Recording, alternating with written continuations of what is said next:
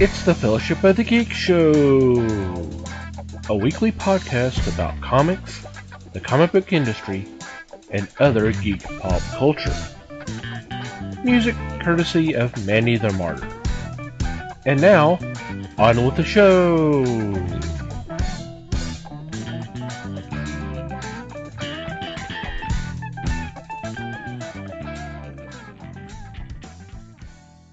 Hey everybody, it's the Fellowship of Geeks podcast. My name is Thomas Chick, and joining me for this episode is Mike Marlowe. Hey gang. Les Webster. Hello all. And our very special guest, our glutton for punishment, the Ed Med himself, Eddie Medina. I am not your father. You can tell I'm on my Rogue One excitement kick. You know, I've got Star Wars on the brain. But thank you for having me. I'm happy to be back. You and the entire internet. Pretty Right. much. Is there a Star Wars movie coming out? What's a Star Wars? Oh man, I'm way behind. Is this thing with Vulcans and Cylons? Yeah, and I think I there's love a, a dialect or two or something like that. yeah, there's a character called Robbie the Robot in there somewhere. A monkey dressed up as a space dog. Things like that. There you go. Yeah. Get your damn hands off of me, you damn dirty ape. As we're recording tonight, I before we got on, that was everything I saw on Twitter was everybody's posting the review for the movie. I Yeah. was like, wow, okay. Because everybody wants to be first nowadays. Of course. Yeah. The response has been overwhelmingly positive, which is good to hear. Oh, yeah. I generally don't listen to critics. I stopped listening to critics back in, like, 92 when they all trashed Ninja Turtles 2 Secret of the Ooze, and I loved it, and I decided from then on I would never listen to another critic again. But one of the few people I do listen to as far as movie criticisms are concerned is Bobby Blakey from HollywoodMatrimony.com, who's a good friend of mine and several of y'all. And, of course, without spoiling anything to me, because he knows not to do that, he just said it was phenomenal. And that's all I needed to know. So I'm definitely ready. I've been ready, but I just tipped it over the top right there. Yeah, I'm excited about this one. And I did have some fun with people online. I posted, here and there on some Star Wars Facebook pages about George Lucas being very happy with the way they worked Jar Jar into the story. And people lost their mind. And I was like, oh my gosh, the internet is so gullible. Ouch. So that's a little bit of fun I like to have.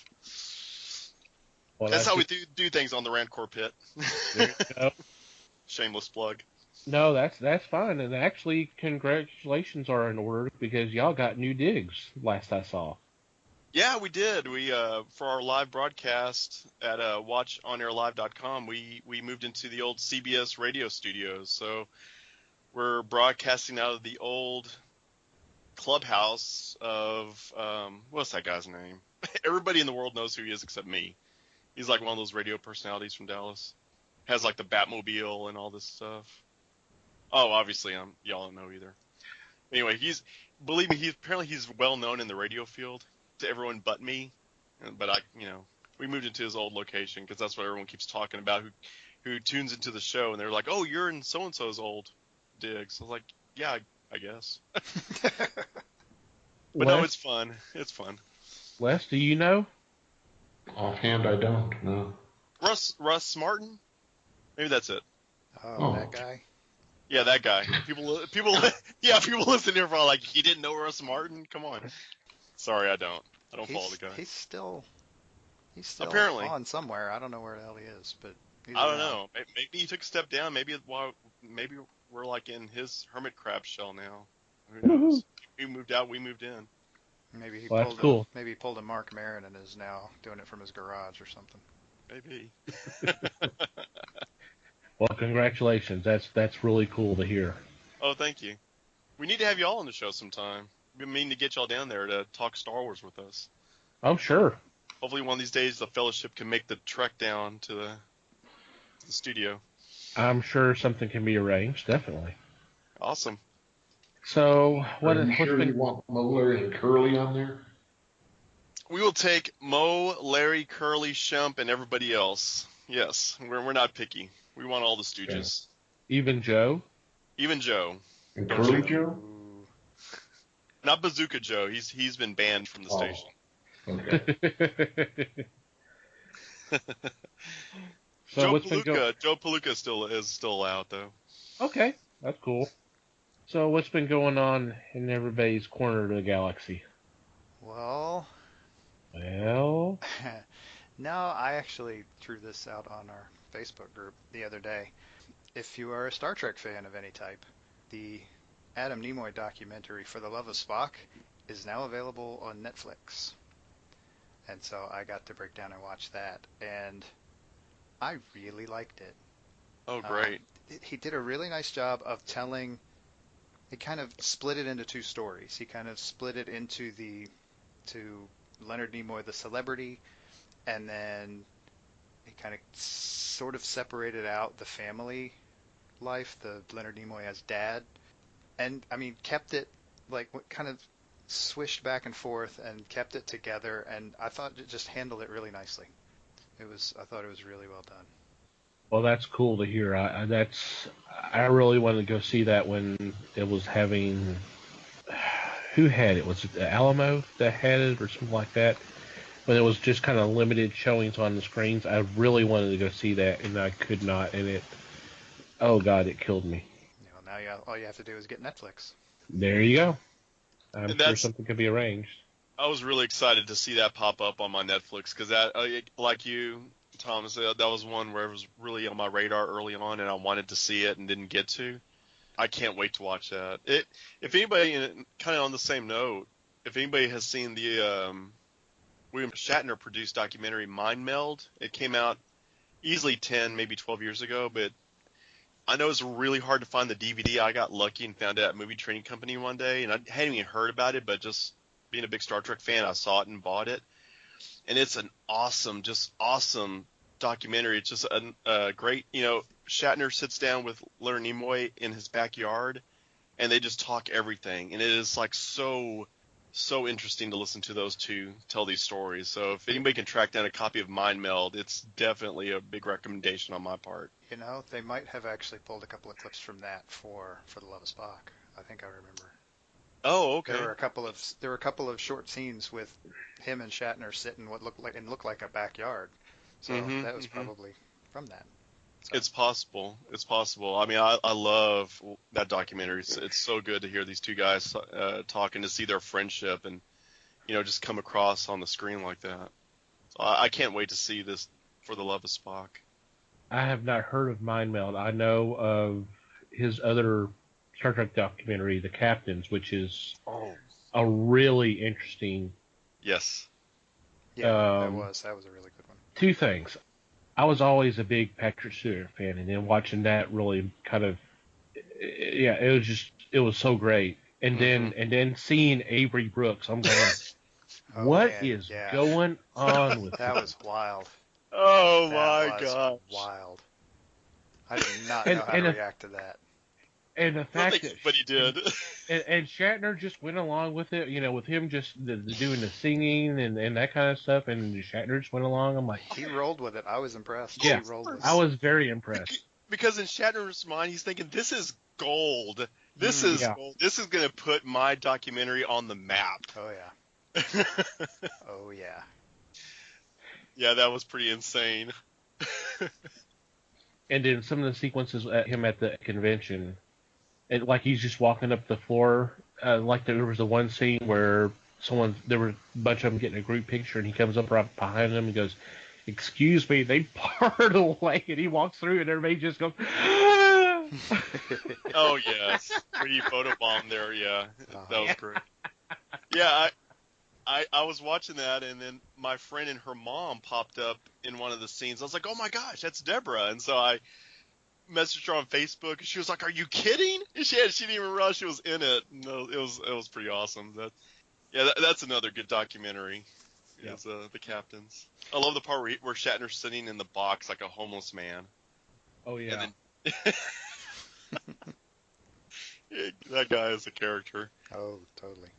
Yeah. Another interesting one just came out a couple of years ago, and Shatner was really just narrating it, but it was called Chaos on the Bridge, and it basically, see, Tom, you talking about Patrick Stewart. Chaos on the Bridge basically sort of explains like the first 3 seasons of Next Generation and how jacked up they were. Mm-hmm. Because of all, I mean, there's just a ton of stuff that was going on in the background, and it talks about why Denise Crosby left and why Gates McFadden left, and it basically, I mean, all of the stuff going on up until Roddenberry died, and it was, Oh, wow. it's actually really interesting. It's weird because they're not talking about like happy memories, but Yeah. it's really interesting, and and Shatner does a pretty nice job of kind of driving the bus. As far as the documentary itself goes, so Yeah, I it's definitely worth want to checking see out. that. Yeah, You'll learn a lot. because I can't recall why Gates left. I know, or supposedly Denise left because she felt that they weren't doing enough with her character, and I'm like, okay, well, first of all, it's only a first season, and so I think there may be a little bit more to it than that. I will say there was more to it than that, and I'm not going to spoil anything. And the main reason she left was actually the same reason Gates left. So watch Okay. it. So go watch it. I have not. I saw it on Netflix. I do not recall. It's been a little while since I saw it. I'm not entirely sure it's still on there. Okay. I'm thinking about it. It may be, but I came it's across only like it. an hour long, so it's pretty good. Oh, okay. I came across it maybe just a few weeks ago, so chances are it may Okay, still be it's on probably there. still there then. Yeah, I watched it. I don't know, 5-6 months ago. Les, you there? Yeah, I'm here. I'm just taking it all in. See, we all kind of geeked out on Star Trek there, and I don't know if maybe that's not Les's thing. Who knows? No, I enjoy Trek. I enjoy wars. I enjoy most science fiction. So If it's got a star in it, you're good, huh? that's it. Mm-hmm. And see, my thing, it's dangerous for me to talk Star Trek because I talk about Star Wars so much that I'm so eager to break out of that. Not that I don't love talking about Star Wars on a weekly basis, but when you actually get me talking about anything other than Star Wars, it's so therapeutic to me. So I could literally probably talk for 10 hours on Star Trek and not take a break. Well, go ahead. We'll No, I'll try to refrain. Have me back on for your Star Trek episode, and I'll be happy to go off then. May have to cut that into a 3 or 4-parter or something. Who knows? Well, you notice that Les is the one that says, "Go ahead and do it," and Mike's going, "Dude, you don't have to edit this thing." It's a point to keep in mind. Okay. How about anything else? What else has been going on this past week? I went the holiday route this weekend and attended with my wife and 2 other ladies a showing of It's a Wonderful Life. Aw. And this is one of the few movies that does get me to tears. Not fully cry, but, right on the verge. And then the following night, I went back to the same theater, and they had a movie from American Genre Film Archives, and the showing was Silent Night, Deadly Night. Nice. It was a 35 millimeter showing, and it was a lot of fun. Mm-hmm. Cool. Afterwards, I talked to some of my friends there, and I said, guys, I saw this when it first came out. And believe me, there was no laughing in the theater. You look at it now, and sure, there are points that you go, this is horrible acting, and you just giggle. But when it was first shown, it was considered a horror movie. Now Yeah. it's considered a horrible movie. Ah, the 80s. Yeah. And I admitted to Les that I have not seen this movie, so I need to check it out. I don't recall ever seeing it either. Well, I mean, I've heard of it, but obviously. we had the DVD. Colleen watched it without me, Hmm. and the next thing I know, it's in the pile of garage sale stuff. So I'm assuming that meant she was not crazy about it. Oh, but it's so much fun. She's usually into like the really fun, cheesy, horribly done horror movies. So I'll have to ask her, was that put into this pile by mistake, or was it really so horrible that you're just not ever going to watch it again? Well, for its time, it was considered extremely gory, Uh-huh. and it was pulled after 2 weeks because of the protests against it. Oh, wow. Okay. And one of the protests came from Coca-Cola, who was Yeah. who was the company that backed the film. But when they saw that Santa Claus was a homicidal murderer, they decided not to to drop that out there. Oh, you mean the company that's always putting Santa Claus and polar bears on their cans didn't like the portrayal of Santa Claus? Wow. That is true. What were they thinking with the name Silent Night, Deadly Night? I got no idea. I don't know. I don't know what they were thinking. I can't see Cupid going on a AK-47 rampage or something. So I don't know where they were thinking. Maybe they misread it as Silent but Deadly and thought it was an earnest movie or something.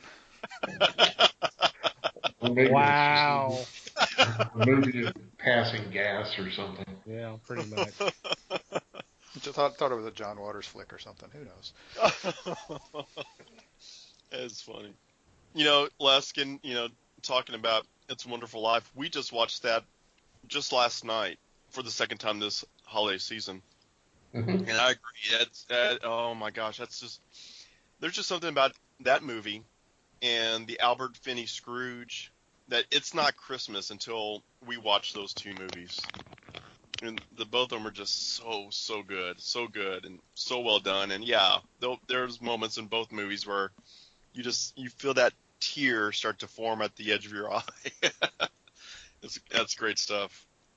And although it's Jimmy Stewart, it's not all that well acted. Stewart had a problem, and I thoroughly enjoy him, but he had a problem at times getting emotions across. Mm-hmm. And that's fine. Yeah. But it was so well done.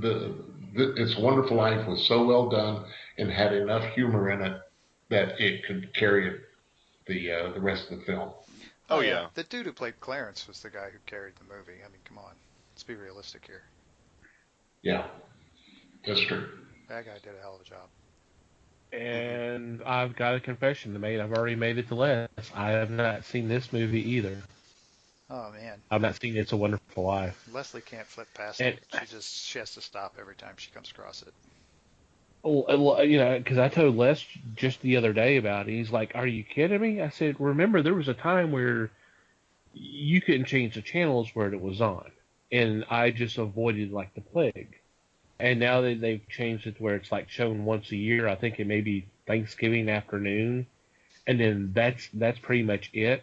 And I've lost that opportunity. I know I can rent the DVD or something like that, but it's just something.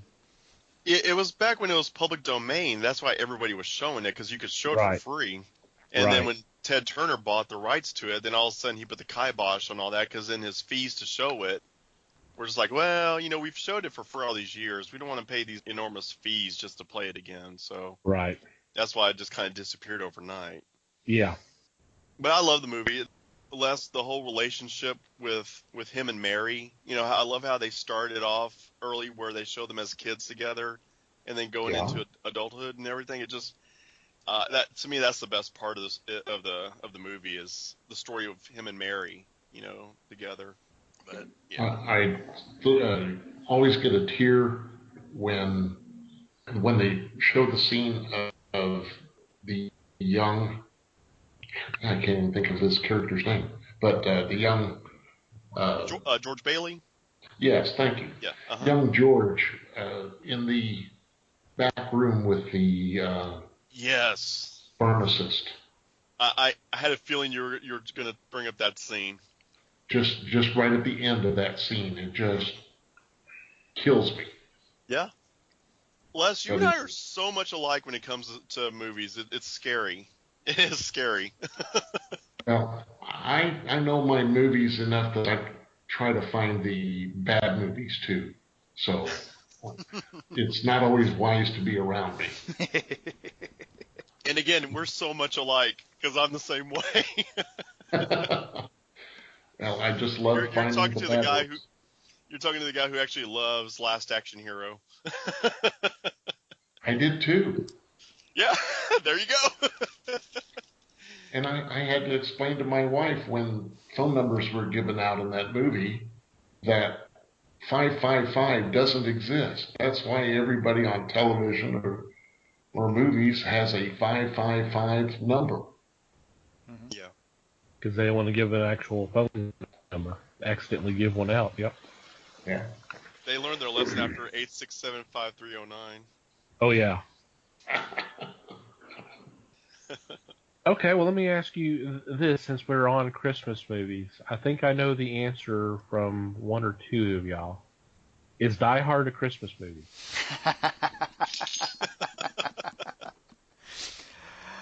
That's a popular meme this year. I was actually planning on listing that as one of my choices for later. No. You can still bring it up. Okay, good. Okay. All I'm right. going to say this about the whole Die Hard Christmas movie, yay or nay, because this is the honest truth. Die Hard is my third all-time favorite movie of all time, without a doubt. It's number 3 on my list, and my top 5 are all very close to one another. They could easily be all tied for my favorite movie, but people are always asking me about that.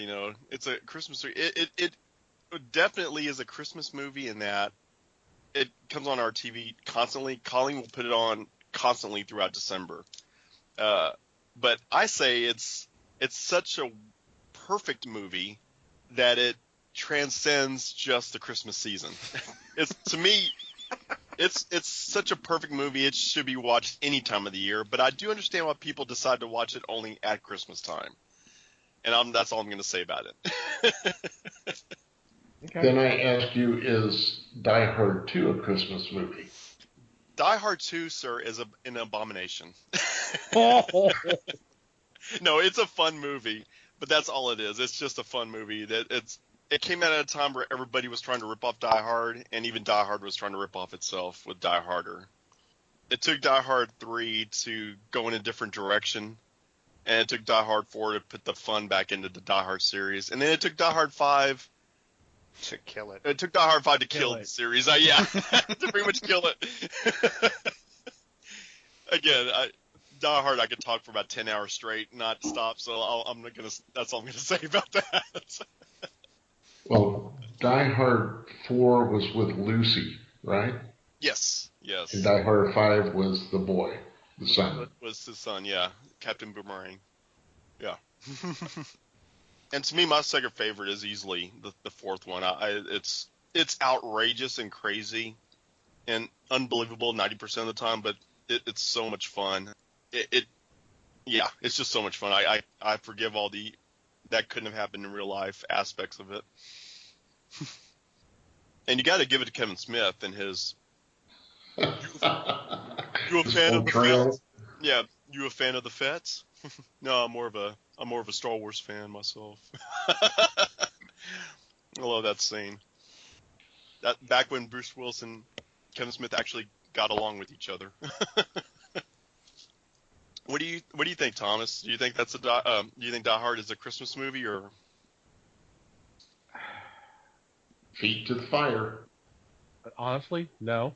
I mean, yeah, I know it takes place at Christmas time, but Les and I kind of talked about this earlier today. It takes place during a Christmas office party, so somehow that makes it a Christmas film. Gremlins is a Christmas film then, because Mowgli was a Christmas gift Mm-hmm. that went haywire. Mm-hmm. Spoiler for a 30-year-old movie, or 35-year-old movie now. Yeah.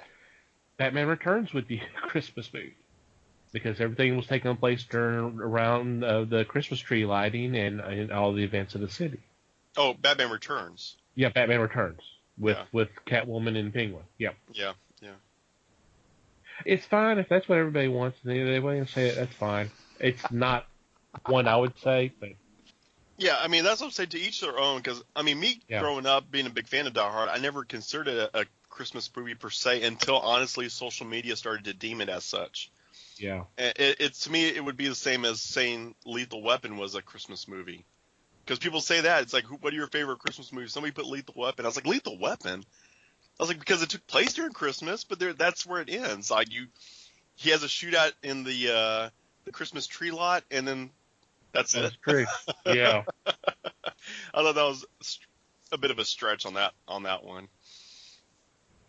Well, a friend of mine watches Stalag 17 every year. That's his Christmas movie. Because there is a scene in it where they're celebrating Christmas in the barrack. Yeah. And he deems that one. And like Thomas says, if it has a Christmas scene in it, that really doesn't mean to me that it's a Christmas movie. Yeah. Sure. Nothing against Die Hard, though. No, I love Die Hard. Yeah, Die Hard is a fun film. I didn't say anything to the contrary of that. I don't know. I just raise an eyebrow when I hear people say that is a Christmas film. But hey, that's fine. My attitude on the whole thing was, if it's a Christmas movie, it's only ironically so. And what the hell? It's an excuse to watch Die Hard every so often, you know.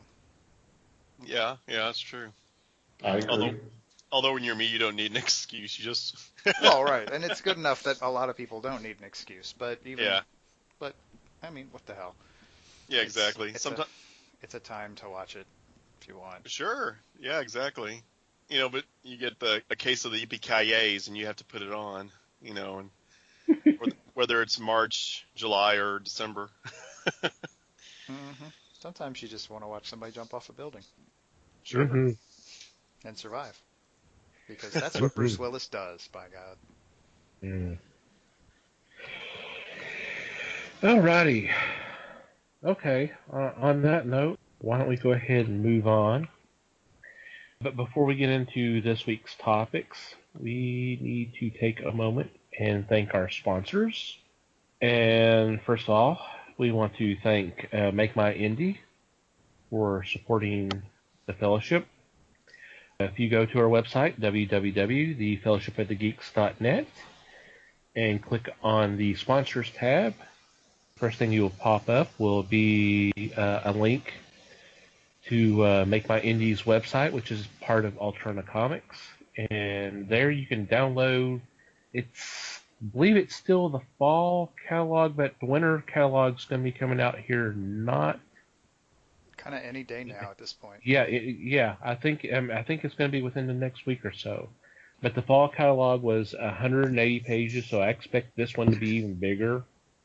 A lot of very interesting series with from different publishers. A lot of them I had not ever heard of before until checking out this catalog. Some have 2 or 3 preview pages. Some have reviews for the books. A lot of good stuff. And some of it is not available through your local comic shop. It's something you have to either go through either through the individual websites or something like that. But it's definitely worth checking out. Nice. Yeah. Mm-hmm. Yeah, So, I'm actually at y'all's page now and checking it out. Interesting. It's pretty cool.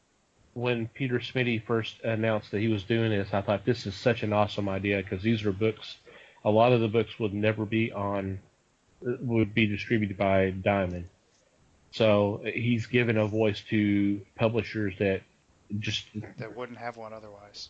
Exactly. And you said his name is Peter Schmidty? Samedi. Oh, okay. Simeti. That literally sounds like a character from an independent comic. That's pretty cool. That he actually sounds like a character that you would be checking out in one of these books. He's a pretty cool guy, and we thank him for his support. That's cool. Yeah. And we also want to thank Things from Another World for supporting us as well. Really cool website, and of course they're running some great deals right now for the Christmas season or the holiday season, however you celebrate it. Right now, you can save 5% on in-stock items of $50 or more. This will actually end before this episode comes out, so you might want to disregard that one. But, unless you're talking down and you can go back in time. Yeah. But look forward to what's coming up. Yeah, but we have another one that just came down. It's save additional 10% on in-stock orders. This actually goes through the 21st, so hey, get it in before Christmas. And then in-stock orders of over $35, you can get free shipping, and that actually is good till January 6th. That's a pretty good deal. Because you're talking $35 if you're getting a few graphic novels or comics or toys or whatever, the shipping can be a little bit. So that's a great deal. If your family gives you cash for Christmas, there you go. There you go. And then, of course, the deals that they always run is 40% off just in general on comics, statues, toys, and merchandise, 30% off select pre-order manga titles, and 50% off Nick and Dick comics and graphic novels. So if you go to our website, www.thefellowshipofgeeks.net, click on our sponsors page, and go down, and you can see all the deals that they're offering right now. And if you click on the images, it'll let them know that we sent you their way, and it helps us out. And of course, it will help you out taking advantage of all these great deals. Well so said. we want to, yeah. I'm all about saving 50% off. I don't care about nicks or dents. I will take the nicks and dents if it saves me $13 off of a graphic novel. There you go. That's the thing, because it's you're talking about reader's copy. I mean, it's going to get nicked and dent when you read it anyway. So, hey, there you go. Right. Mm-hmm. Especially when you can find some obscure titles there. Yeah. So once again, we want to thank Make Mine Indie and Things from Another World for supporting the Fellowship. Thank you very, very much.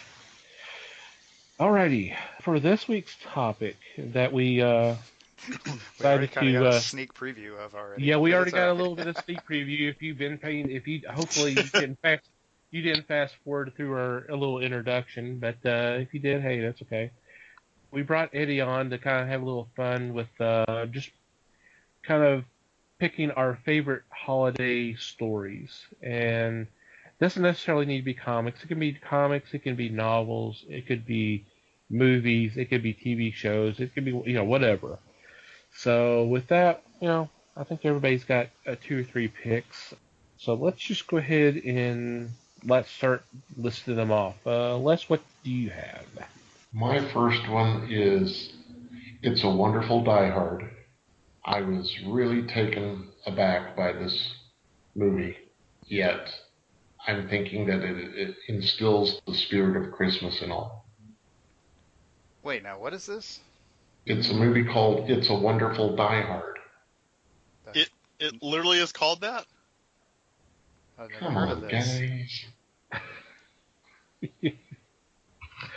I was It's too like, early for April Fools, but I'll say April Fools. Oh anyway. my gosh. Seriously? I was like, there's no way someone did that.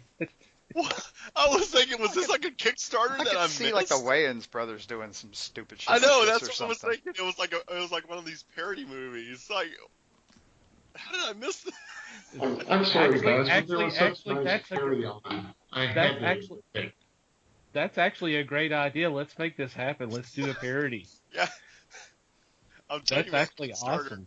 As soon as you said the title, I immediately was thinking this had to have been someone's Kickstarter that I missed. Like, what is this? Now I'm going to be stuck with the line "ho ho ho, motherfucker" in my head. I'm not going to be able to get that out of my head for a while. Woo. And every time a bell rings, a Hans Gruber gets his wings. There you go. They're falling off the Nakatomi building. Oh, No. Les, you got us. Really, first thing that came to my mind was the DC Comics, because they were well known for doing a special issue every year at Christmas. I can't give you a particular story or name of a story, but I love the idea of picking up a 60-page comic book and be able to read an anthology all wrapped around Christmas. Each story was a Christmas theme. Mm-hmm. And I really commend them for that. I wish they would bring some of that stuff back.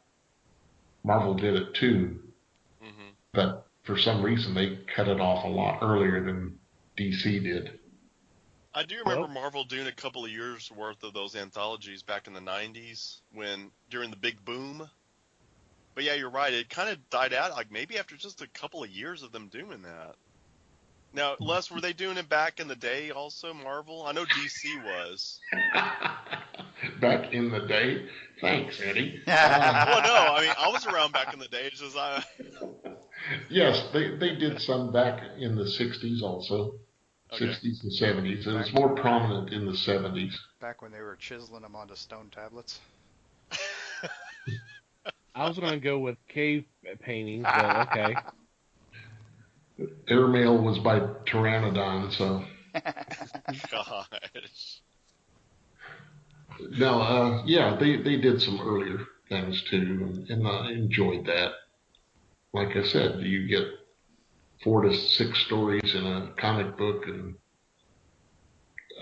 even if Batman met Santa Claus, it didn't matter. It was fun reading. Mm-hmm. Yeah. Well, Archie Comics has been pretty consistent over the years with releasing Christmas specials. It seems like, don't they every year have like an annual, like big Christmas collection that usually shows up like on the grocery racks? Yeah, I think they do. I know their regular books start having Christmas story as early as mid-November. Oh, okay. Yeah, they'll do a special one, but I mean the regular, like it's the World of Archie or Archie and Jughead or Betty and Veronica, that stuff. Yeah, there's always at least one or two, a winter or Christmas, and then they would have the cover be a Christmas cover. Yeah. They started about, like I said, about mid-November or so. And, unless you're mentioning how Marvel kind of pulled out of doing that earlier than DC. I do remember, again, going back to the 90s boom where Marvel was doing their yearly holiday special anthologies. I also remember them doing an actual adaptation of the Christmas story of the birth of Jesus and Mary and Joseph. Yes, sir. And that was done through their Thomas Nelson little publishing thing, that when they teamed up with Thomas Nelson for like a year or so, and they were putting out like Christian themed comic books. I remember the Christmas story being one of them. They did the Easter story, Christmas story, and I remember out of the two, it seemed like the Easter story one was better written and it had a Scott McDaniel cover, but I remember the Christmas story one, it seemed like the interior art was a lot better. It had a more, from what I remember, a more realistic feel to it. Mm-hmm. I recall that one too. But again, that was back in the 90s when Marvel was just about putting out they were taking chances out on everything because it seemed like they couldn't do no wrong. And then the speculators all pulled out and they learned otherwise. Yes. I found out exactly what wrong really was. Yeah, really. Alrighty, Eddie, what's your first pick? All right, my first one, I'm going cartoon here. Okay. And it's going to be the classic G.I. Joe episode, Cobra Claws is Coming to Town. And in true G.I. Joe form, they just went all outrageous and ballistic in this episode. It's basically, it takes place at the G.I. Joe headquarters, and actually the story starts out where the G.I. Joe team is coming back to G.I. Joe headquarters, it seems, with like toys. I guess they have picked up toys on a toy drive, and they get detected by Cobra, obviously. And what it is while all the fighting is going on, Firefly slips in behind the scenes and adds in a bag of toys to the G.I. Joe load of toys that they have, and then slips away, and then radios in that, okay, the packages have been delivered. And so Cobra pulls out, and the Joes are like scratching their heads thinking, okay, they had us, why did they leave? And lo and behold, this bag of toys, there's a rocking horse where the eyes are like blinking, and you're like, it's gonna, obviously they're planning something, in that bag of toys. So the Joes get back to the base, and because it's the holidays, they're running on a skeleton crew. So there's only literally 8 or 10 Joes there. And what's cool about it is, just a little side note, it features prominently 2 of my favorite G.I. Joes. First off, Mutt and Junkyard. Any episode where Mutt and Junkyard are at the forefront, I'm all about that. Because as a kid, he was always one of my favorites. He had the cool dog, and I'm a big dog person. He had the cool Tom Selleck Magnum PI mustache, and that's what I wanted as a kid. So that was 2 different things. The other thing is, it actually has CoverGirl in a big role. And I always dug it when the G.I. Joe episodes had CoverGirl because, she never got the spotlight the way Scarlet and Lady J did. So anytime they put her in the spotlight, it was always a treat. So anyways, they take the toys back, and lo and behold, I'm thinking, these toys are going to be like, they're going to be bombs, or it's a homing device to let Cobra know where to find the G.I. Joe base. No, what it is they're basically Trojan horses, the rocking horse and all the other toys. They split open, and Cobra somehow has managed to shrink themselves down like Honey, I Shrunk the Kids style, and they're all hiding in these toys, these tiny little Cobra troopers and helicopters and jets. They all just take off flying everywhere. So the Joe's like, oh my gosh, we're being attacked by the Lilliput version of Cobra Command. And then Firefly pops out of nowhere. He shoots him with the beam and makes them grow back normal size, and then the big battle ensues and everything. Well, during this whole battle, Shipwreck's parrot, Polly, gets hit by this ray.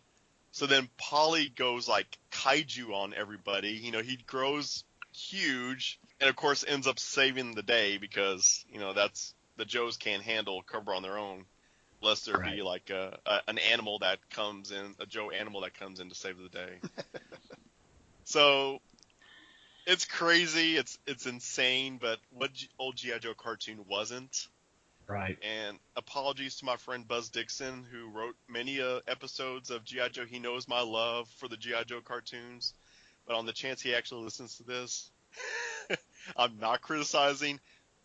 This is what made G.I. Joe gold back in the day. It's definitely crazy, but it sounded fun, too. It is.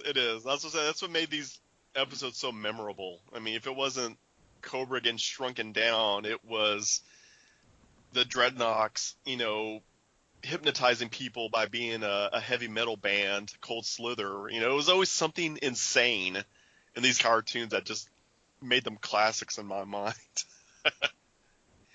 So that's my first choice. Cobra Claws is coming to town. Cool. Good choice.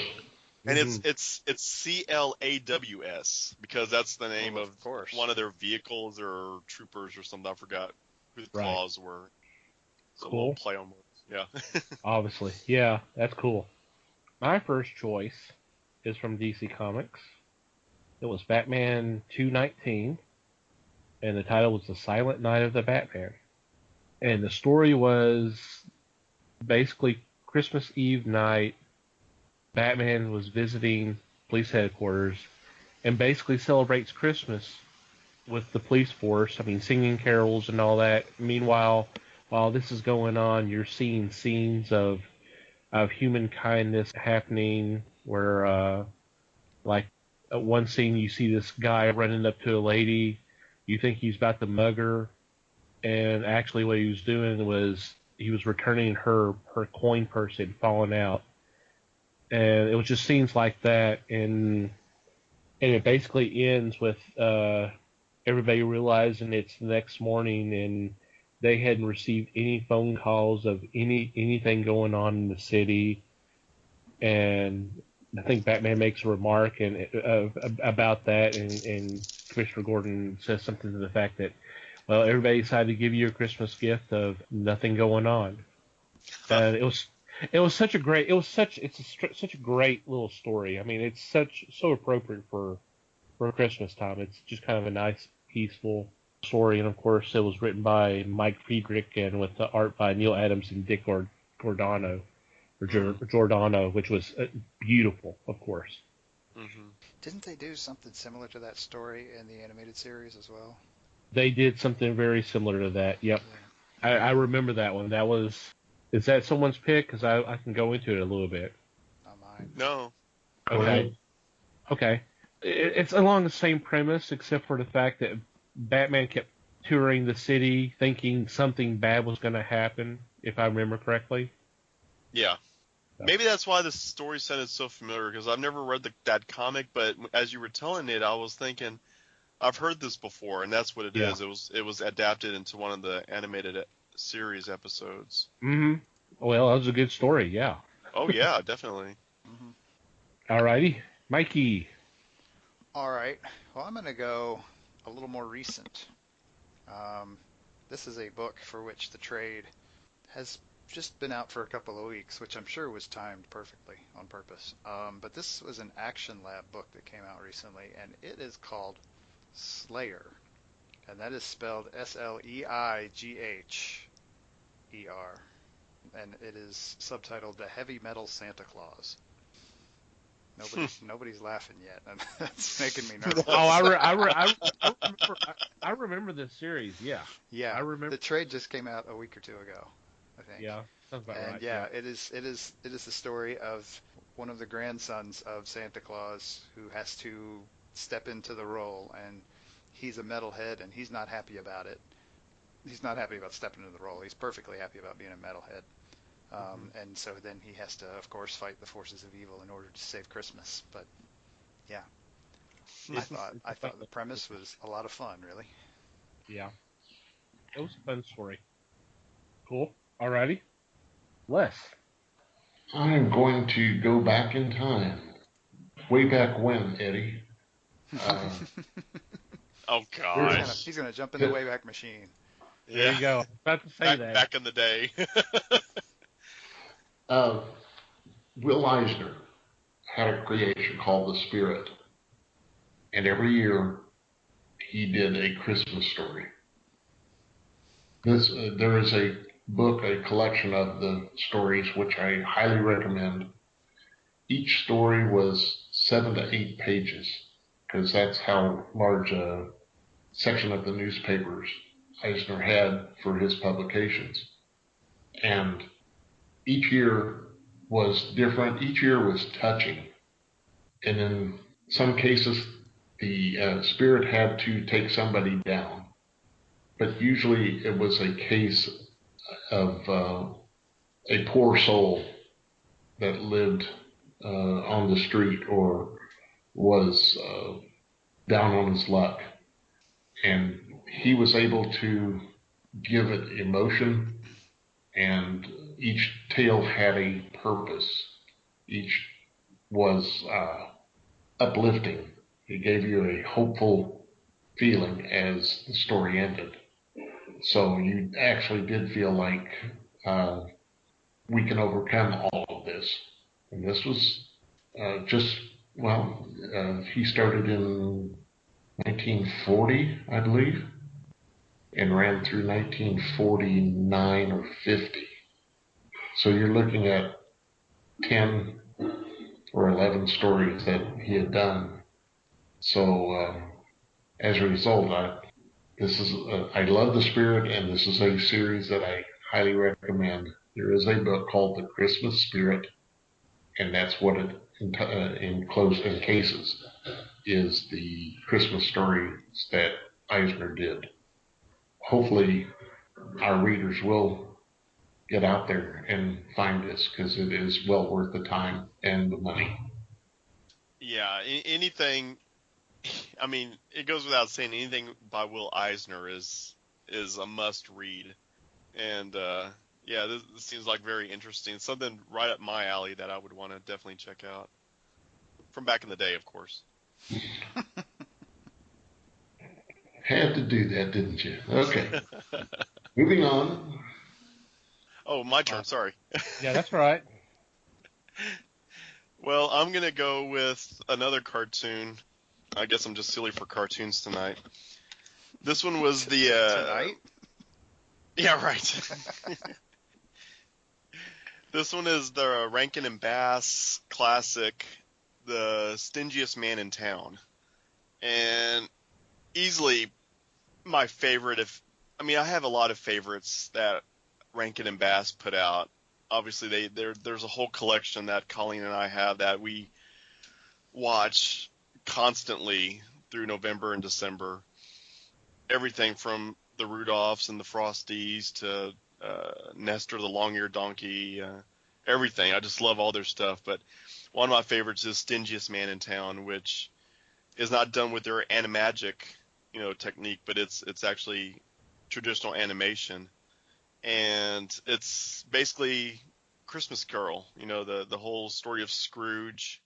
In this case, Walter Matthau does the voice of Scrooge, and it's phenomenal. I was asked the other day who my favorite Scrooges were, and I think I caught this person off guard because I said, well, my all-time favorite is Albert Finney as Scrooge, but definitely my second favorite is Walter Matthau, and I don't think they were expecting that, but that's because Walter Matthau, he did so good as the voice of Scrooge in Stingiest Man. I just love his take on it, and it's just I don't know what to say about it. It's just a classic.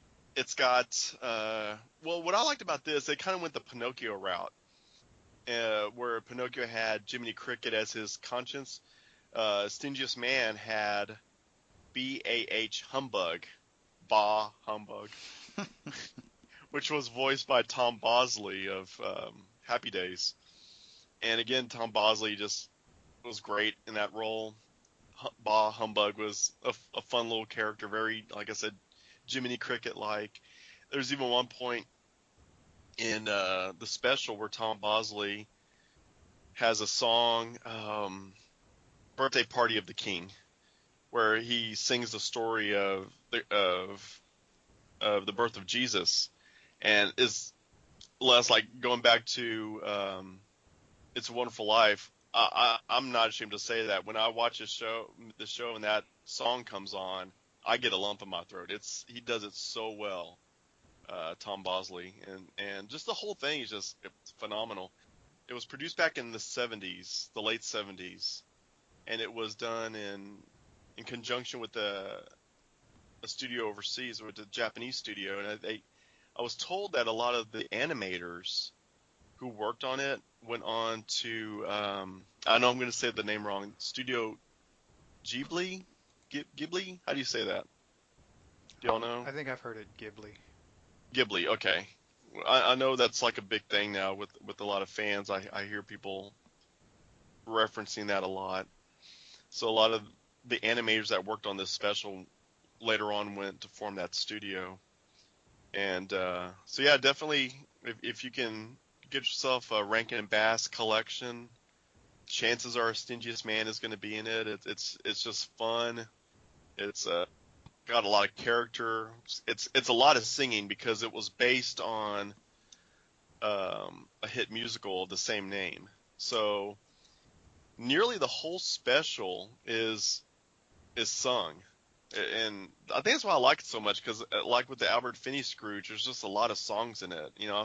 I never realized I was such a big fan of musicals, but apparently I am, between Scrooge and Annie and whatever else. But Spinal Tap. yeah, Spinal Tap, of course, yeah.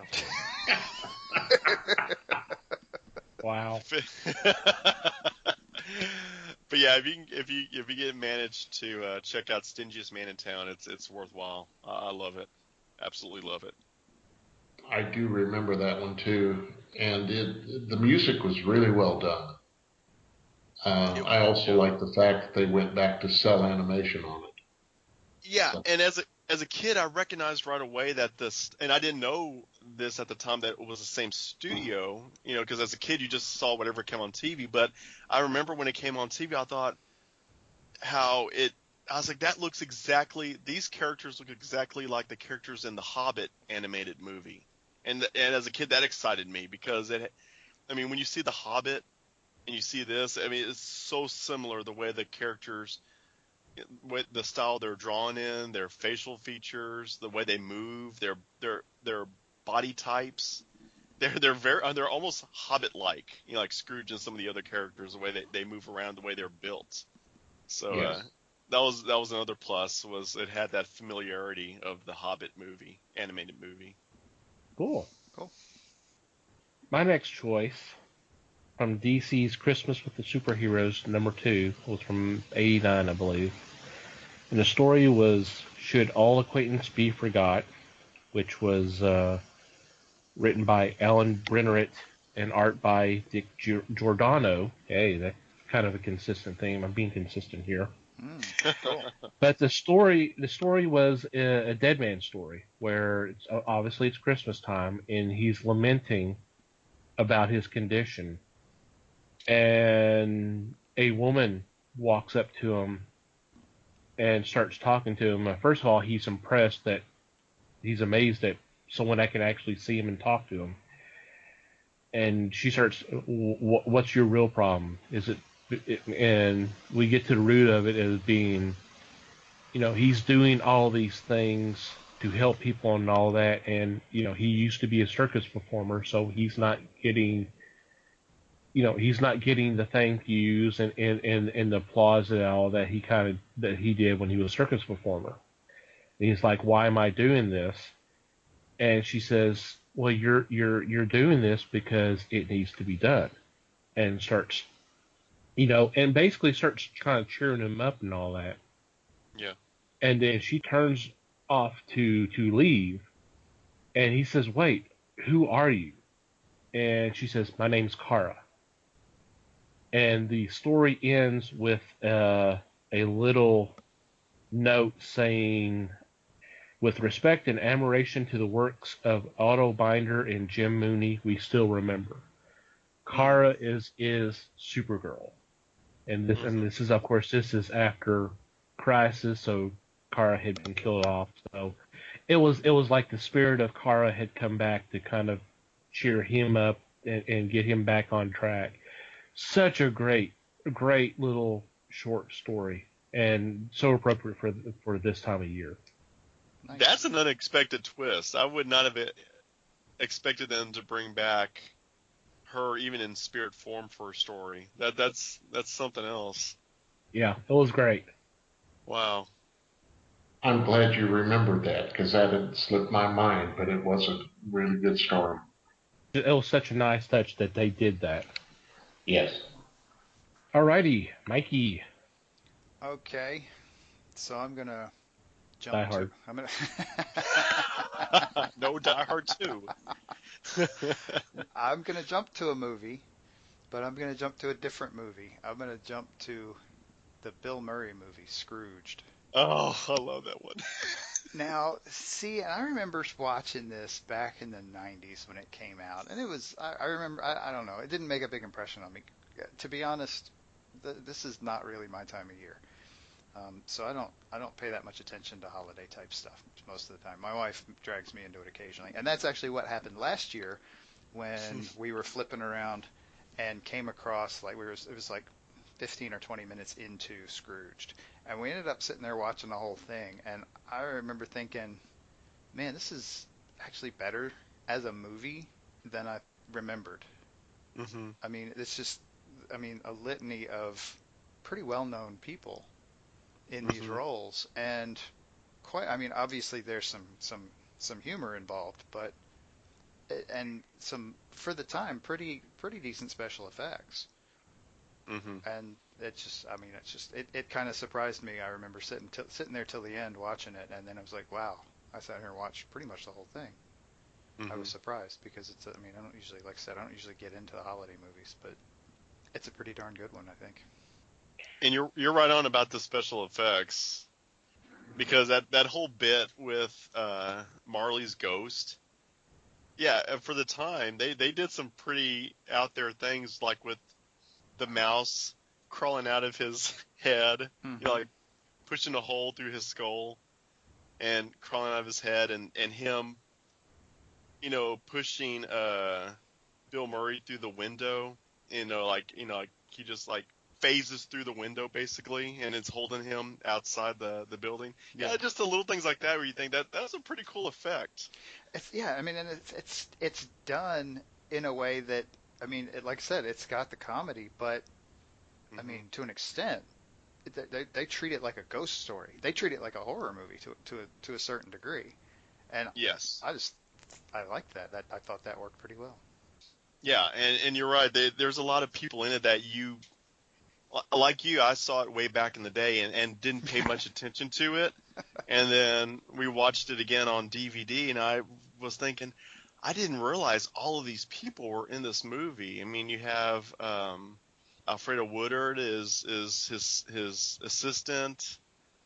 It's got Marion Ravenwood, for crying out loud. I mean, I mean, yeah, there's a lot more people in it than what you remember if you hadn't seen it in a while. Right. And it is. Admittedly, it's a lot of people that you would have recognized better in the 90s, but sure, they were pretty much they were stars then. Most of them are not now, but that happens. That was 20 some odd years ago. So. Yeah, and it's a good mix of dark comedy and drama. Yeah, it balances out very well in that respect. Right. It's a fun spin on the Christmas Carol story for sure. Yeah, and Benicio del Toro's in it, right? Isn't he the ghost of not Christmas? He's the taxi driver ghost. Isn't that Benicio del Toro? I was thinking that was Buster Poindexter. Yeah, that was Buster Poindexter. Oh, I mean, there's all sorts of people in it, and then the female ghost, I can't think of her name either. Yeah, it's just chock-a-block full of people you recognize. Maybe not remember their names so much, but you recognize. And Carol Kane. Carol Kane. There you go. Gosh, I couldn't think of it. That's bugging me. Yeah, Scrooged is a good one. Yeah, it is. Yeah. Great choice. Les. For the last one, every year I waited watching the newspapers, the comic strips, just to hear the crowd in the comic start singing "Deck Us All with Boston Charlie." Pogo was so successful, and Walt Kelly was a genius at ridiculous songs. They even have an album out of like 23 tracks of messed up songs, not just Christmas carols. But to hear the gang start singing that each year was a high point for me. And that takes me back to childhood, definitely. Pogo started in the early 50s, before I could read. But every year it was great satire. It was really pointed toward politics, yet they shut down at Christmas time and had a little Christmas story somehow. And like I said, just to hear them start with "Deck Us All with Boston Charlie," "Walla Walla Wash" and "Kalamazoo," "Norris Reason on the Trolley," "Swaller Dollar," "Cauliflower Allegaroo." That was the first verse, and there were 5 verses of this. Wow. And it's if you can find some of the work of Pogo or Walt Kelly, who was also an artist for Disney at one time. Mm-hmm. Yeah. Here's another thing that I would recommend you tracking down and reading, because it is always a lot of fun. And they had 24 or more characters show up in the comics. Not all at once, but just depending on the storyline. Yeah. So, A rotating cast of characters. Yeah. yes. Very cool. I want to check that out. Do they have a collection of just that? They have volumes of Pogo, yes. Well, yeah, but I mean just the Christmas collection, but I guess not. Just No. just the regular collections. Okay. All right. Cool. My third choice goes back to the Scrooge story lines, or similar to it. And it's funny because I just reread this story a few weeks ago, as I mentioned on one of our prior podcasts, from the original Teen Titans. Teen Titans number 13. And the story was called The TT Swinging Christmas Carol. Of course, this is Bob Haney and Nick Cardy. And the whole premise is their version of Scrooge own a junkyard. And essentially the Titans fill in the role of the ghost. They try to give him the Christmas spirit and all of that, and meanwhile there's bad guys, so they gotta break out of all this story to turn around and do some fighting and stuff. And I mean it's pure 60s shtick, but it still comes across the general theme of the story. I mean it still comes through. It's a fun little tale. Nice. Cool. You remember that one, Les? Yes, I do. I was just going to come in and say, thanks for bringing that one up too, because that one escaped me. But it was fun. Mm-hmm. Oh, and I'm sorry, Eddie, I jumped over you. Didn't I? Oh no, it's perfectly all right. I'm sorry. No, it's good. This is where it gets tricky because I got something that I wanted to bring up, but for this one I'm gonna, since I haven't yet to bring up a comic book, and this is a comic podcast, I'm gonna bring up the Batman Adventures Holiday Special from the 90s, like maybe 95, 94, somewhere around there. Okay. And it's kind of similar to what you brought up with Thomas with the Batman comic you brought, where he was, going about the city and looking for wrong to right, and there was nothing to right. And then they later adapted into an animated episode.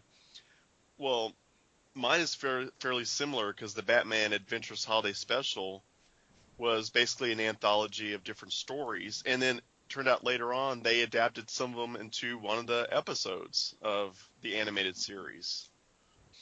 And but I believe it's a completely different episode of the one you're talking about. I don't remember the one you were referring to being in the one I'm referring to. But the holiday special, the Batman Holiday Special, was a series of stories, and they're just all great because they all either revolve around Christmas or New Year's. It all basically happens in that Christmas season. And there's so many great moments throughout. First off, there's just the stories that they have in there. There's one of Poison Ivy and Harley decide to break out of Arkham and go on a shopping spree. And to do so, for whatever reason, because it's Harley and Ivy, they decide to kidnap Bruce Wayne and take him along so they can go on this shopping spree. So, well, he's loaded. That's why they did that. But my thing is, like, if they're gonna break in and steal the stuff anyway, why do they need Bruce Wayne? Well, they're not gonna pay for the stuff. Good point. It seems like, I guess it may have been Poison Ivy. It's been a few years, I'm sorry, since I've read this. I'm kind of going off of memory of Poison Ivy kissing him with like the lipstick, the hypnotic lipstick, and so it puts him like basically under their control until Bruce Wayne can, break free of that spell, I suppose. And in the story, we learn that Harley Quinn is Jewish. Was that ever established in any of the comics or anything? they made it a point to point that out in this a few times. So I wasn't sure if that was like first referenced here, because Poison Ivy makes, because Harley in this story has like this fascination with wanting to get a Christmas tree. She keeps making this joke that she wants to get a Christmas tree. She wants to get a Christmas tree, and Poison Ivy says, "Why do you want a Christmas tree when you're Jewish?" And so I don't know what, if that originated here or what, but I thought that was a fun little tidbit about her character. Quinzel, is that a Jewish name, or is that like made up? I've never heard the name Quinzel. Anybody know? I've always assumed it was a fictitious name. That's what I assumed too. So I guess they're not going off of her name. They're just Paul Dini, I guess, decided to do that. I don't think so. What's funny about it is, she keeps referencing wanting this Christmas tree throughout. So lo and behold, spoiler alert, Batman defeats Harley and Ivy by how? Knocking over a giant Christmas tree and trapping them underneath it. So, of course, at the end, Poison Ivy says something to the effect like, "Well, you finally got your tree. Are you happy now?" And so, kind of cheesy in retrospect, but now that I think about it. And that's good. And then some of the good. Well, it's the other stories. One of them is the one that's really funny. What I really got a kick out of was the Batgirl story, where she goes to the mall, and she goes there to check out reports of a pickpocket, as if Batgirl doesn't have anything better to do than like to go track down a pickpocket. But when she gets there, she realizes that Bullock and Montoya are undercover. Bullock is undercover, of course, as the mall Santa that kids are coming to sit on his lap and tell him what they want for Christmas. And Montoya is his elf. She's just there in like this little skimpy outfit, next to him. Nice. A very kid inappropriate elf outfit. And oh my gosh, it's like, again, I have to get my hands on a copy, but I just remember there being such great moments with Bullock just like basically being a Homer Simpson. He's sitting there chomping down donuts and probably not drinking a beer, but he's drinking something that's causing him to burp. So it's either beer or soda. I like to think it's beer because he's that inappropriate. And the kids are just like crying as they like walk away from him, and he's like calling them crybabies and everything. And then one kid asks him, "Are you really Santa Claus?" He goes, "Of course I am. You want to see my gun to prove it?" It's just insane stuff that they do. It's just hilarious. And lo and behold, Batgirl finds the pickpocket. Well, the pickpocket turns out to be Clayface. And so, of course, the big battle, ensues between her and Clayface, and Bullock and Montoya step in to assist, and of course they take down Clayface. But what I loved about it is the humor. I'm not sure who the artist was on this particular story, but the art was great. It had that animated look, obviously, but it had so much energy in the panels, like the way he would draw Batgirl swinging and kicking Clayface, the way Clayface was not, tipping over, the shadows that he would put in to some of the panels. It was just great artwork from what I remember. I mean, the whole issue was filled with great artwork. So that was definitely the most humorous of all the stories. And you would have thought the humorous one would have been the Harley Ivy one, but then there's a Joker one. I think they end up the whole special on the Joker one where it's just the basic. They end up on that one because that one actually takes place on New Year's Eve, because there's a cool sequence where Joker is doing the countdown and Batman's got to defeat him before the 10, 9, 8, 7, 6, 5, 4, 3, 2, 1, before he gets to 1. But in case anybody wants to go read it, I'm not going to spoil that one. But the story that really got me was the Mr. Freeze story. I've always been a big fan of the Mr. Freeze character because of his tragic backstory with his wife Nora and everything. And I'm still upset that we never got Patrick Stewart to play Mr. Freeze, because I think he would have been perfect in that role instead of Arnold. But it could still happen. It could. But it's a great Mr. Freeze story. It's really no more than, it starts out as a retelling of his origin, but it ends up with the way it ends up, again, I don't want to spoil it for those who haven't read it, but it's a very heart-tugging ending, that really accentuates the tragic side of the Mr. Freeze character to the point where you feel bad for Victor Freeze. Even you think to a point Batman takes a step back and thinks, man, this guy is having a worse life than I am, type thing. It's a great story. And it's not even the story that they ended up the special on, which I thought was too bad. But I guess the Mr. Freeze story takes place on Christmas Day. The Joker story takes place on New Year's Eve. So I guess that's the reason why.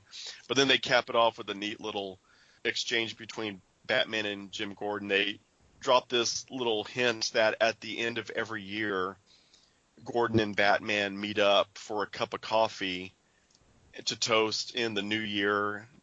And here's to surviving the year. Let's hope for the best for next year. And I thought that was kind of a cool little moment for Gordon and Batman to end the anthology. But yeah, it's a great comic. I had it back in the day. Unfortunately, it's one of those things where I had sold off part of my comic collection to fund my art studio, and that was one of the things, unfortunately, I sold off, along with some other Batman animated comics and the Harley Ivy animated miniseries. I hated doing that now, but that's one of those comics where I'm definitely need to go back and repurchase and add back into the collection, because it's in my opinion, it's a great, very well done comic book by a big group of creators. A lot of big names worked on this.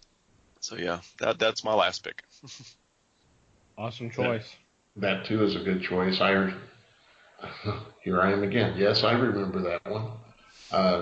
It was a good read. It was had a good moral for each story. Had a lot of humor. Yeah. Just like the animated series did. So they pulled it off very well, because I want to say Paul Dini did one of the stories, and yes. I'm trying to think of the artist who did Batman, or did Black Hawk years ago. Oh yeah, now I'm drawing blank. Sorry, but Rick Burchett. I think Rick Burchett did one of the stories. Again, I don't have the copy with me. I could probably look it up, but yeah, I think you might be right.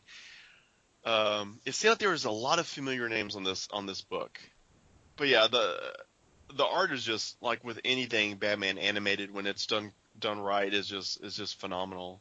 Yeah. The Batgirl story, again, like I remember it really caught my eye. The Mr. Freeze story had a slightly different look. I loved, if I remember correctly, the way he drew Batman. He almost had that, in an odd sort of way, almost had like that Frank Miller Dark Knight look to him. Kind of like the wider, more blocky head, the more blocky, wide shoulders, and very heavy on the shadows, a lot of just heavy blacks. Not like Fat Albert, but like heavy, like blackened areas. But sorry. But yeah, so it does remind me a lot of what Frank Miller did on Dark Knight Returns. Wow. Definitely want to check out. Yep. Mikey. All right. I'm going to turn this thing on its head a little bit.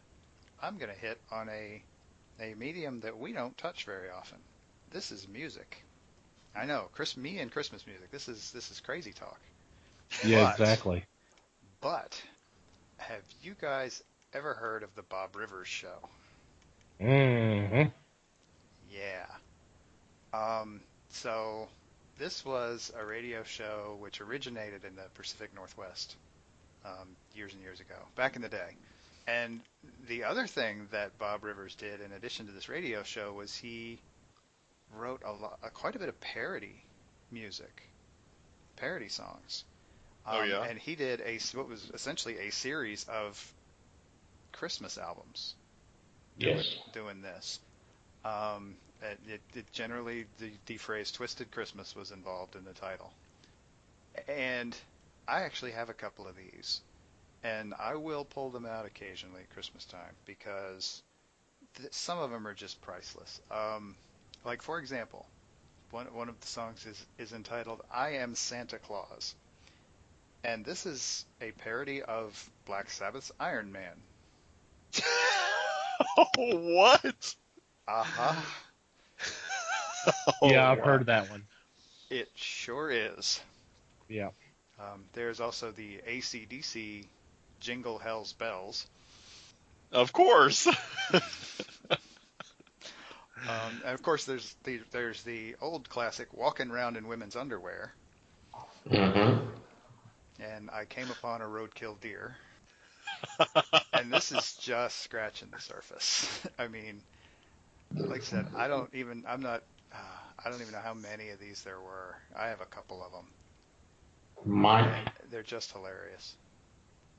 The one I remember is "There's Something Up the Chimney." I love that song. It's it's very twisted, but it is so funny. That is funny. Yeah. This is all new to me. Bob Rivers. Bob I Rivers. first heard of this from KVIL. Oh, yeah. They would play these, and Ron Chapman would start losing the buttons on his shirt from laughter. It's that funny. Mm-hmm. Huh. Yep, yep. Interesting. I hadn't thought about Bob Rivers in a while. That's cool. Yeah, that's a good choice I as just well. I just Googled him, and apparently one of the songs he did was "Osama Got Run Over by a Reindeer." Yes. Wow. This I'll be stoned for Christmas. This is wild. Wow, this is wild. Mm-hmm.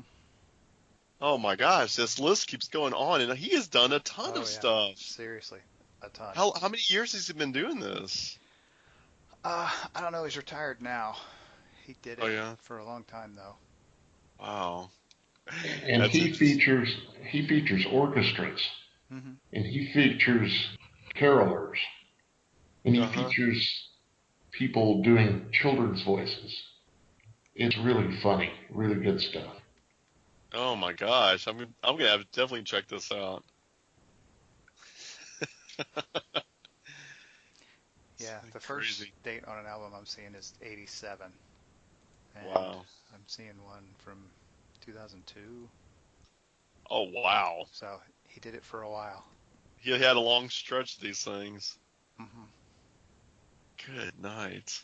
Yeah, Toy Sack, which was a parody of Love Shack. Nice. Sounds like this guy is like the Weird Al of Christmas music. Pretty much. It's interesting. And Les, you said you remember KVIL playing some of this stuff? Yes, yeah. Because I'd be driving to work and listening to Chapman, and he would Uh-huh. sneak one of those on every once in a while, Uh-huh. and just send the crew that he had into apoplexy because they didn't know what to think, or they were laughing so hard. Oh, goodness.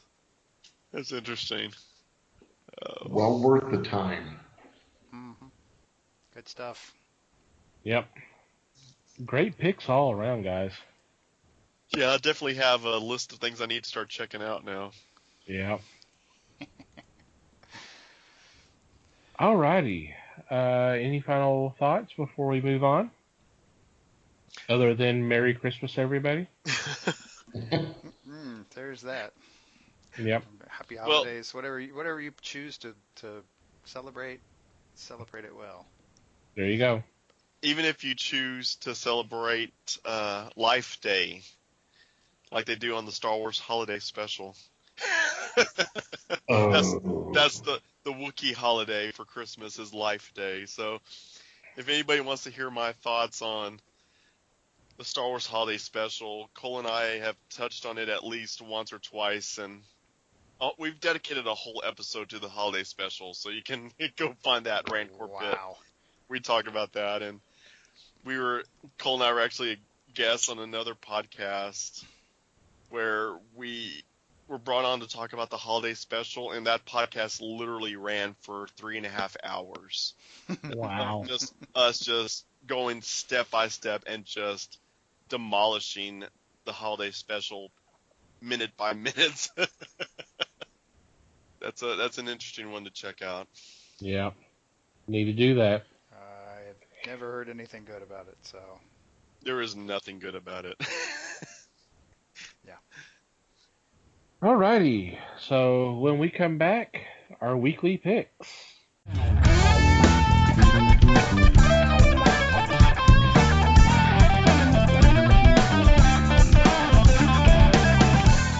And we're back. It's time for weekly picks. And Eddie, why don't you start us off this time? Alrighty. My first pick is going to be the TMNT Ultimate Comic Art Poster Book Trade Paperback. And this looks to be an oversized book with reprinting different covers. I'm assuming from the IMDb. Not IMDb, IDW series of Turtle comics that are all done by Kevin Eastman. And so apparently what this thing is going to be 16 oversized covers that are all perforated so you can pull them out, remove them, and suitable for framing. So if you want to adorn your walls with some Kevin Eastman Ninja Turtle eye candy, it can all be yours for the low, low price of $19.99. So that's pretty cool. So Yeah.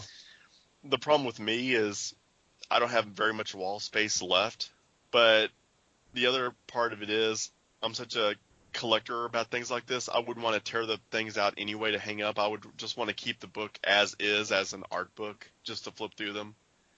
So that's why you buy a second copy.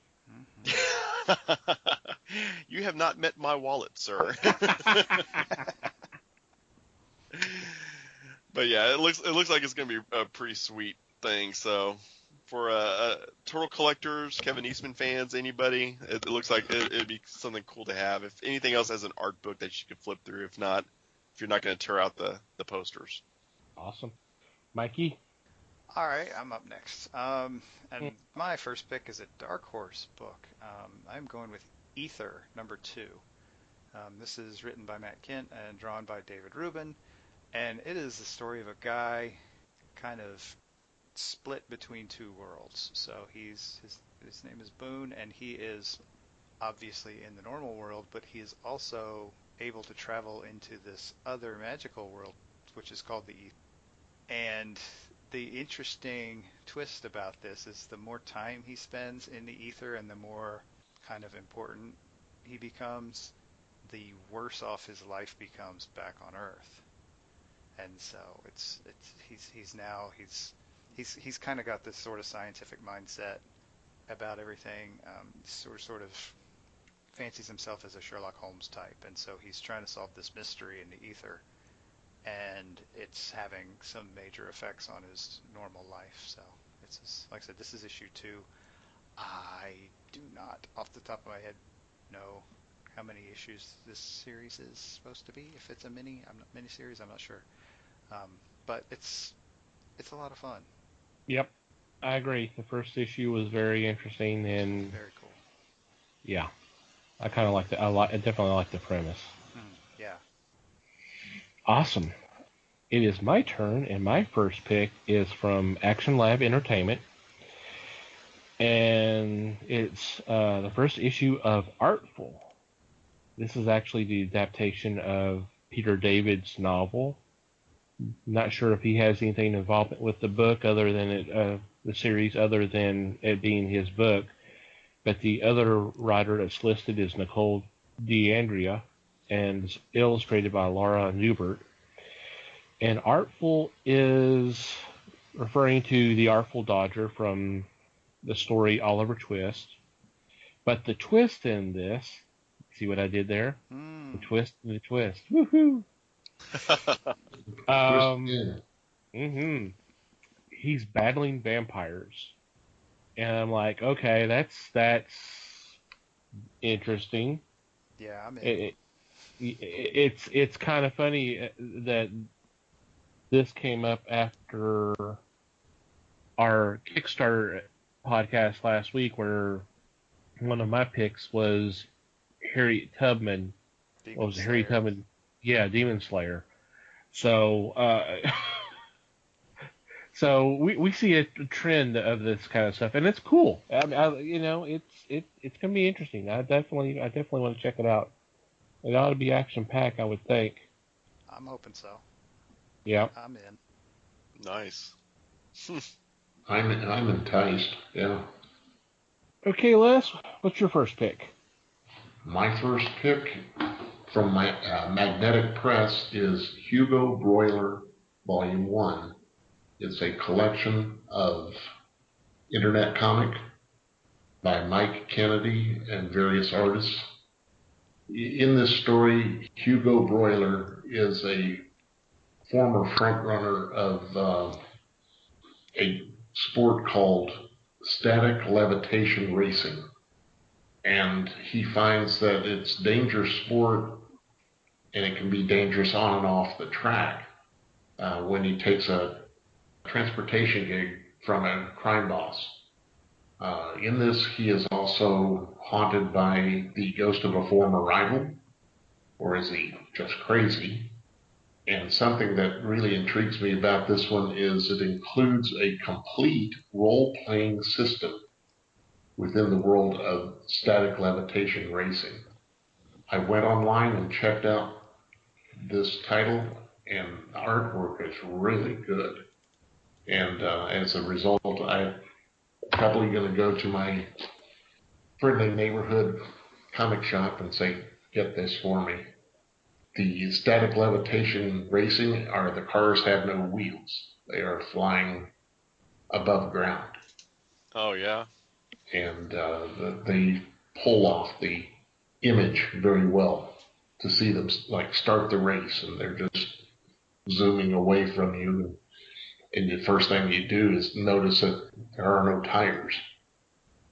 So I got a feeling this is going to be a pretty good series because they will be putting them out as graphic novels and take in several chapters.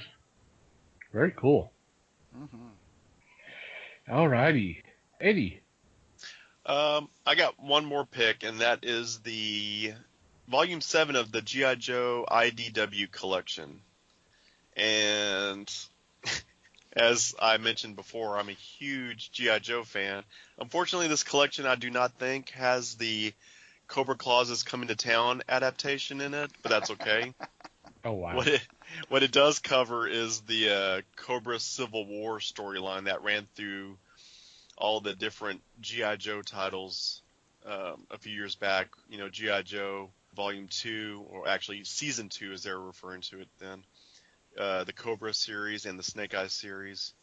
So Volume 7 kind of gathers up all the different issues that covered Cobra Civil War, and it was really a great storyline. Anybody who's a Joe fan who didn't get around to checking out the IDW stuff really needs to go check it out, because the stuff that was put out by Image / Devil's Due was good. You know, it brought back G.I. Joe to the forefront, and you know, it gave us some good stories, and it pretty much kept within the spirit of G.I. Joe. But I'll tell you what, the stuff that IDW did with it as soon as they got the license for it was just something on a whole nother playing field, because their G.I. Joe stuff is just phenomenal. It's just the best Joe stories I've read easily. I mean, they just kept getting better and better with every story arc, and the artwork was always phenomenal. And the spin-off series, whether it was Cobra or if it was the Snake Eyes series or any of the other little one-shots or little 2-issue miniseries that they would put out, like Future Noir, everything was just G.I. Joe related was just great. Civil War was definitely one of the better storylines. So this Volume 7 would be a great read for anybody who hasn't gotten into the G.I. Joe IDW continuity, or for people who have read it and just want to revisit it, and just have it all in one volume. Now, and those who aren't interested, who aren't familiar with the IDW stuff, there's two continuities that go on with their G.I. Joe line. There's the IDW continuity, and then they started doing the Real American Hero continuity, which basically they brought back Larry Hama to pick up at, he ended his Marvel run at 155. Well, they brought him back to continue the story with 155 and a half, which came out on Free Comic Book Day. And then after that, they came out with issue 156. And then as far as I know, he's still running with that. Is that correct, Thomas? Yeah, he's still writing it, and they've continued the original numbering from the Marvel line, which was a really cool thing. It Nice. was. And they're in the 200s right now that I know. Yeah, I think 237 is about to come out. Okay. So we're right around 230 something. So I'm about 8 months behind. But yeah, this is a hardcover. It's got a cover price of $50, and that sounds like a lot, but you're getting 12 issues all in one thing, and it's going to be a nice, fancy hardcover that's going to look great on your shelf. So, right, great art, great story. It's a definite must. Yep. Here. Cool. Mikey. Alrighty. My second pick is a Dynamite book. And it's one I've kind of talked about before. It's called Red Team. Double Tap Center Mass. This is number 6 coming out, 6 of 9. And this is written by Garth Ennis and drawn by Craig Cermak. And if you're not familiar with the Red Team books, this is the second story. So the first story was about a group of 4 cops who decided as a group to kind of take the law into their own hands a bit. And that went about as well as you would expect in a very gritty, very realistic cop story, a la Garth Ennis, strangely enough. Right. So the second book is centered on the 2 survivors of that team, Eddie and Trudy, and they're dealing with kind of a similar problem. They have not decided to take the law into their own hands yet because they are not stupid. They learned their lesson from the first time. But at the end of issue 5, they did do something, and I'm not going to spoil this because you should really check the series out. They did do something potentially colossally stupid. And I think it's a little funny that the listing for this that I'm looking at doesn't have a description. So I think that it's possible that they just don't have a description, or it's possible that it's one of those where, nothing they can say is going to fix what happened at the end of issue 5. So I'm really, really looking forward to issue 6 to see kind of the consequences and the ramifications of the very potentially stupid thing they did. Yeah, it's Garth Ennis. Yeah, it's not gonna, it's not gonna be unicorns and rainbows and stuff. Not so much, no. Not even a little bit. Is it more like sunshine, lollipops, rainbows?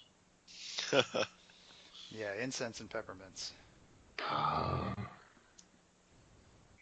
No, it's Garth Ennis. It's a gritty cop story. It's good stuff, though. Really good stuff. Yep. Alrighty. My second pick is from Marvel Comics. It is Avengers 2.1. And first of all, I don't like this whole .1 thing that they've been doing for the last few years. I just don't understand it. But that being said, this is written by Mark Waid and illustrated by Barry Kitson. And this is a miniseries that takes place during the time that the founding members of the Avengers, that's Iron Man, Thor, Ant-Man, and Wasp, leave the group, leaving Cap in charge, and his team is essentially Hawkeye, Quicksilver, and Scarlet Witch. So he's trying to make this happen. So it's like the early days of this team this this incarnation of the group. And in this issue, they're actually having to deal with the alien creature known as the Stranger, which is a character that's I can't remember the last time I've seen him in a Marvel comic. So this is a flashback to the old days, and the first issue was really good. They're obviously setting things up for with a conflict with the Frightful Four, which was the Wizard and Sandman and all of them. And so we're gonna have that sometime down the line. We can see, but it's fun. It's a nice look back, and it's Wade. Wade's such a great writer, especially with superhero stuff. And Kitson's art, if you're familiar with his work, you know how good it is. So I enjoyed the first issue, and I cannot wait to see what happens in this one. Nice. I wonder if he's going to refer to the Trapster as Paste Pot Pete. I'm trying to remember if they mentioned that name in the first issue. But yeah, possibly because it was about that time that he was. I think that's how he was. The name he was going by. So That's cool though. Yep. Like I said, it's a nice little flashback. Les, what do you have for number 2? For number 2, I went back to the holiday feeling. Oh. Claus and the Witch of Winter will be coming out. This is from Boom Studios, written by Grant Morrison, and art by Dan Mora. If you followed the Claus series, it's a really interesting background story. It's an ongoing background story. This one is a one-shot, and it also continues this storyline of the man who would become Santa Claus. I love the art. I think it's great stuff, and Morrison has a hold on the character that is really believable, a really viable depiction of a man who becomes this icon. And he does fight the creatures of the forest and battles people. So I do recommend you go back and find a copy of the collection for Claus, and then pick this one up also to continue your read. To see it, hey, anytime you get to see Santa Claus kick ass, that's always fun. Mm-hmm. It just has a good feeling. Yeah. Very cool. Good picks all around. You say that every week. Well, because there are good picks. What can I say? When we do these picks, I find things from you guys all the time. And I go, wow, why did I not pick up on that before? And I've got to go find it now. So it's well worth it to me. Oh, yeah. Any honorable mentions for this week? No. Oh, I was gonna say I'm really digging the Lost Boys series that's out right now. That's Oh yeah, based off the movie. Yeah. Yeah, it literally picks up right after the original movie. It totally does away with the straight to video sequels. So yeah, it's a fun breath of fresh air for Lost Boys fans. If you haven't checked out the Lost Boys Vertigo series, it's very good. Much better than that Lost Boys Reign of the Frogs miniseries that came out about 6 or 7 years ago. That was not as good.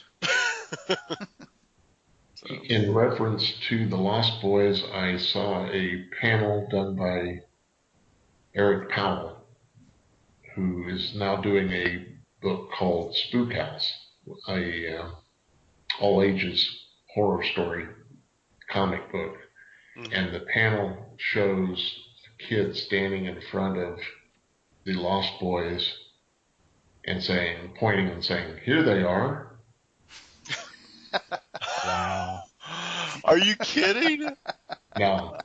Oh, wow. Nice. Oh, that's clever. That's clever. Hopefully people out there are attuned to Eric Powell, who did The Goon, or does the Mm-hmm. grooming. Mm-hmm. And this was just a great little one-page gag he did.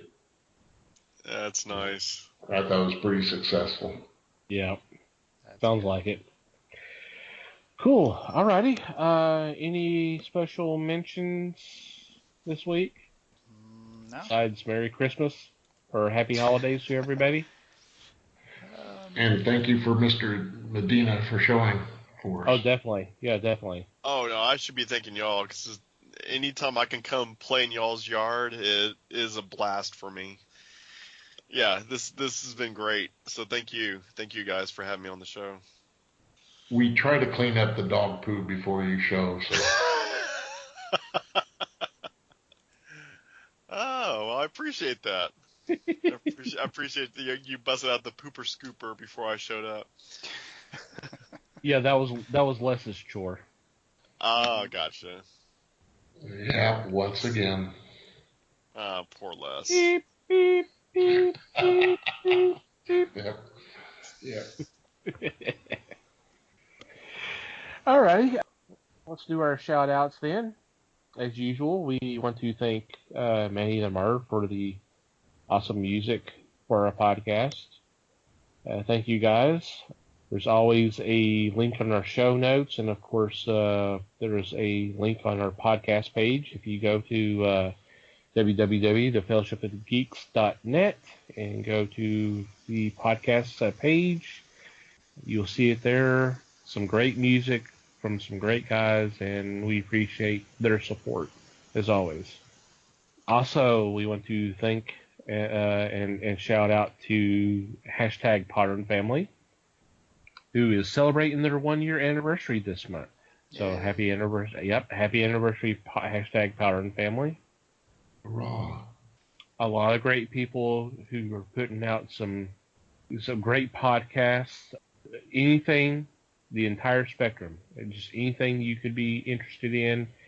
All you need to do is just go to twitter.com and do a search. Hashtag Potter Family is one word, and you will see a ton of them. Any special shout outs this week, Mikey? Yeah, I will throw a little shout out to the Accidentally the Whole Tip podcast. These are a couple of guys, Larry and JJ. They are crazy. And they will talk about anything. They will talk to anybody, and they are hilarious. They're also, honestly, they're local boys here, so check out their show. They are part of the Potter family, like That's cool. possibly hundreds of others. I don't even know how many there are, but Yeah, they had their show on our station for a little bit. They always were on right before our show, so we'd show up to the station and they would just be wrapping it up, and so yeah, we crossed paths with them every other Sunday. cool. That's cool that they're still around because after they left our station, I didn't keep up with where they took the show. So Yep, that's cool that they're still out there doing their thing. they are. That's awesome. And also, of course, a shout out to you, dear listeners. Thank you for downloading our episodes. Thank you for listening. We are always interested in your input. What do you think of our show? Do you have questions or suggestions or comments? Feel free to contact us. There are several ways you can do that. One, you can go to our website, www.thefellowshipofthegeeks.net. Go to our About Us page, and there's a contact form there. Or you can just send us a email at thefellowshipofthegeeks.net. We are on Facebook, the Fellowship of the Geeks. We are also on Twitter, obviously, at Fellowship Geeks. Mikey has his own Twitter page at Mikey Geek, and I have one as well at Tom TC Geek. Feel free to follow us and let us know that you've been checking out the podcast and what you think, and say hi, and we will more than likely say hey, thank you, and hello back to you. Eddie, any you want to once again promote your websites and podcasts and all? Yeah, sure. Just real quickly is you can find me and my art stuff on Facebook, Instagram, wherever. Just search Eddie Medina or Edmed, REDMEDART. Check out the Rantcor Pit, our Star Wars podcast. We're at several places. You can watch the live broadcast at watchonairlive.com. The audio podcast is at jedicole.com. It's also on Podbean. And the live broadcast archived episodes, any past episodes, if you can't catch it live, is on our YouTube page. So you can just type in the Rantcor Pit, RANTCOR. We did not spell Rancor wrong. We meant to put the T in there. And just find us on YouTube. My wife Colleen and I do the podcast Figments, the Unexplained Mysteries podcast. So if you're into cryptids or UFOs or conspiracy theories or unsolved crimes, check out Figments. We have a lot of fun on there. And also I do some comic and some movie reviews for HollywoodMatrimony.com and for Cinelinks.com. So definitely check out those sites. Awesome. One additional thing, wherever you download our episodes of the Fellowship of the Geeks, whether it's iTunes, Google Play, or Stitcher, or listen to us on YouTube, which is something we've been doing was it now 2 months now? Oh, something Mikey? like that, yeah. Oh, they've got all our 2-3 months episodes up there, but yeah, we've been specific Yeah. for the last couple months. Right. Please feel free to rate us, whether it's a thumbs up, thumbs down, or a star. Please do that. And if you have a couple extra minutes, a review would be most appreciated. Anything else? Anything that I missed? I think you got it all. Okay. As do I. Okay. So thanks, everybody, for listening, and thanks, Eddie, for hanging out with us. Yeah, No, thank you again. Yeah, I appreciate it. Thank you very much. Yeah. No, I got to head back to the North Pole and clean out the reindeer stalls. Woohoo! So, thank you again, once again, Eddie, and thank you everybody out there for listening. Until next time, read more comics and support your local stores.